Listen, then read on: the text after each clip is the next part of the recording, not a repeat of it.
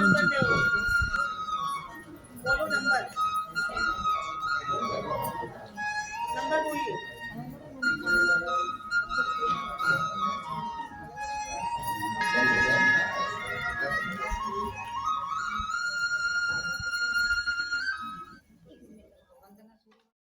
स्वागतम स्वागतम स्वागतम स्वागतम स्वागतम आज हृदय सदी से सदी का स्वागतम आप आए हमें एक निधि मिल गई आप आए हमें एक निधि मिल गई आज बुलबुल जा रहे खिले बस इस तरह स्वागतम स्वागतम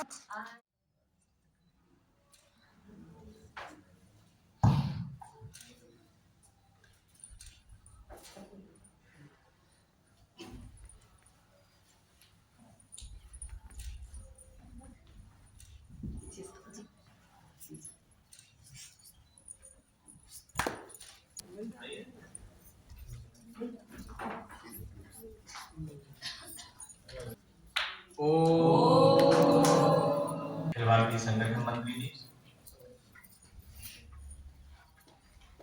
शिशु वाटिका में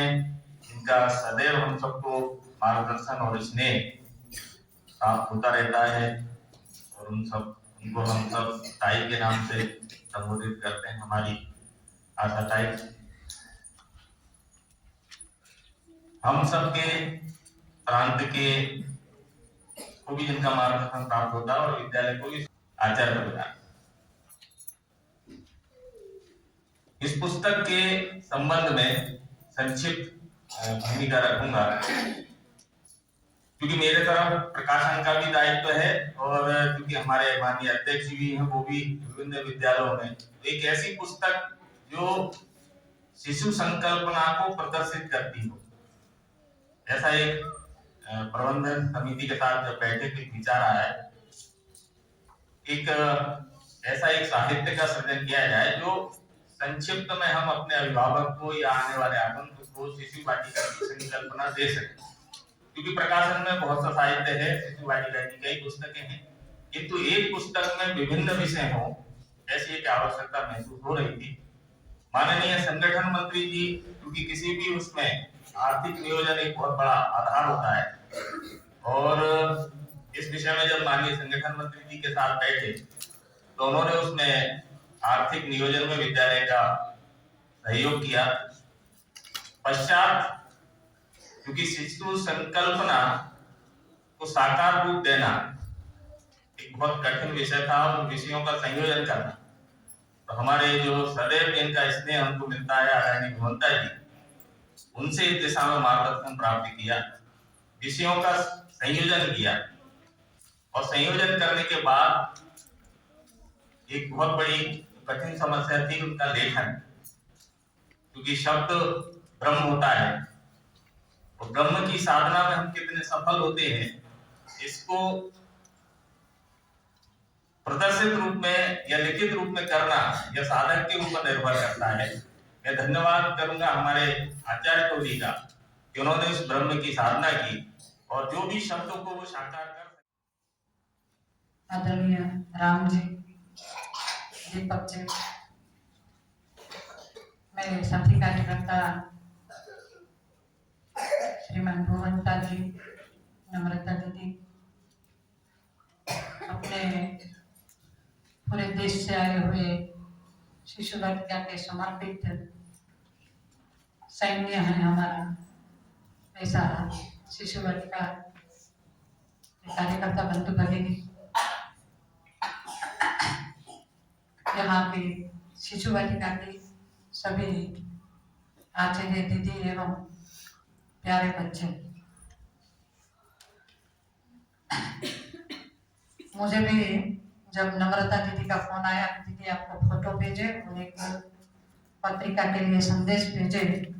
तब मुझे पता चल गया था कि कुछ न कुछ प्रकाशन होगा, क्योंकि इस परिसर में प्रकाशन है, इसलिए प्रकाशन के बिना कोई कार्यक्रम पूरा नहीं होता।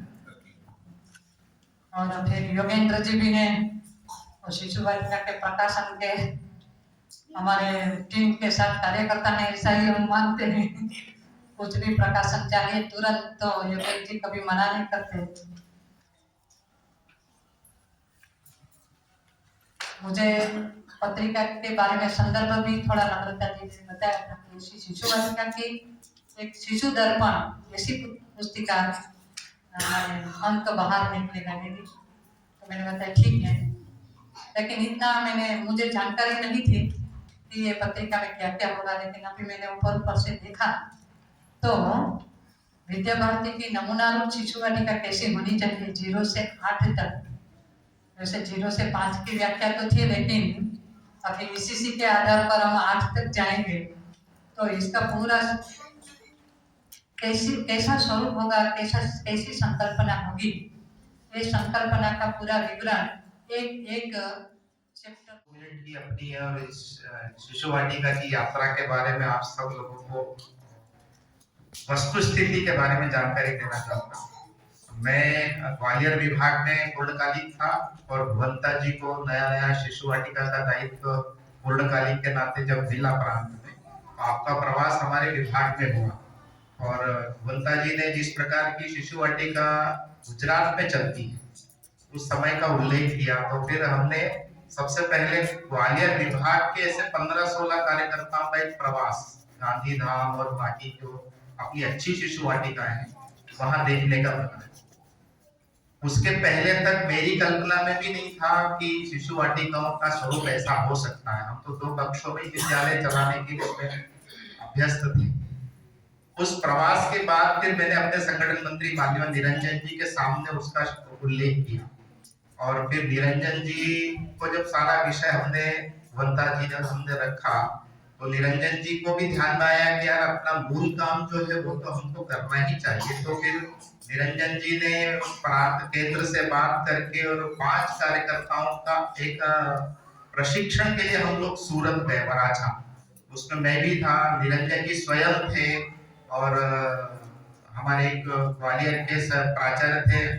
देश त्यागी और 2 और कार्यकर्ता थे, भगवंता जी हमारे साथ में। तो 5 दिन का अभ्यास वर्ग प्रशिक्षण वर्ग सूरत में करने के बाद संगठन मंत्री जी को भी वास्तव में शिशु वाटिका की संकल्पना ध्यान में और फिर मध्य भारत प्रांत में शिशु वाटिका का एक वातावरण बनने लगा। फिर गोविंद नगर और बनखेड़ी और कुछ 4-5 स्थानों पर हमने नमूना रूप शिशु वाटिका प्रारंभ की और फिर लगातार उसके पीछे पड़े रहे संगठन में। पता है उनका मार्गदर्शन हमको मिल रहा है। कुल मिलाकर मैंने ये विषय इसलिए रखा कि कई बार हम एक अपना विकास होते देखना चाहते हैं, लेकिन वास्तव में जड़ों से यदि हम नहीं जुड़े रहे तो हमारा भविष्य बहुत सुरक्षित नहीं रहता है और इसलिए हमने जड़ों से पुनः जुड़ने का जो प्रयास किया उसके कारण आज हम सब लोग एक आनंद की अनुभूति कर रहे हैं। आज पूरे देश भर के कार्यकर्ता हमारे मध्य हैं और उसमें मंच पर उपस्थित हैं आदरणीय गोविंद जी भाई साहब, शिशु शिक्षा के अखिल भारतीय संघ जी का आदरणीय आशा बहन जी, हमारे विभाग समूह दीपक जी, उनका मैं आभार व्यक्त करता हूँ। देश भर से आए सभी कार्यकर्ताओं का मैं आभार व्यक्त करता हूँ और हमारा ये छोटा विद्यालय अभी जैसा दीदी ने कहा कि योगेंद्र जी ने भी कहा कि हम अभी देखा जाए तो गुजरात की दृष्टि से तो प्रारंभिक अवस्था में है, लेकिन हम सारे प्रयत्न लगातार हम कर रहे हैं। हमारे आचार्य परिवार दीदी की टीम भी नम्रता दीदी के नेतृत्व में, कन्याल जी के मार्गदर्शन में और पूर्ण मनोयोग से इस विद्यालय को आदर्श बनाने में लगी हुई है। तो आप सबका ऐसा ही सहयोग, समर्थन और आशीर्वाद हमको मिलता रहेगा। आप सभी का बहुत बहुत आभार, धन्यवाद। त्रुटि क्षमा याचना के लिए खड़ा हुआ, एक परिचय रह गया था। आदरणीय रेखा चुड़ासमा दीदी, अखिल भारतीय बालिका संयोजक की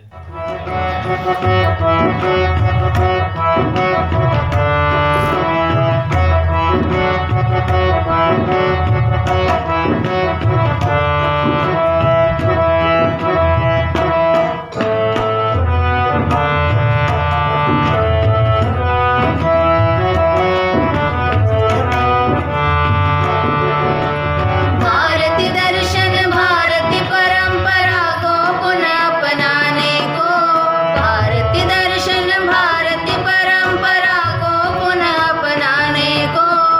शिक्षा के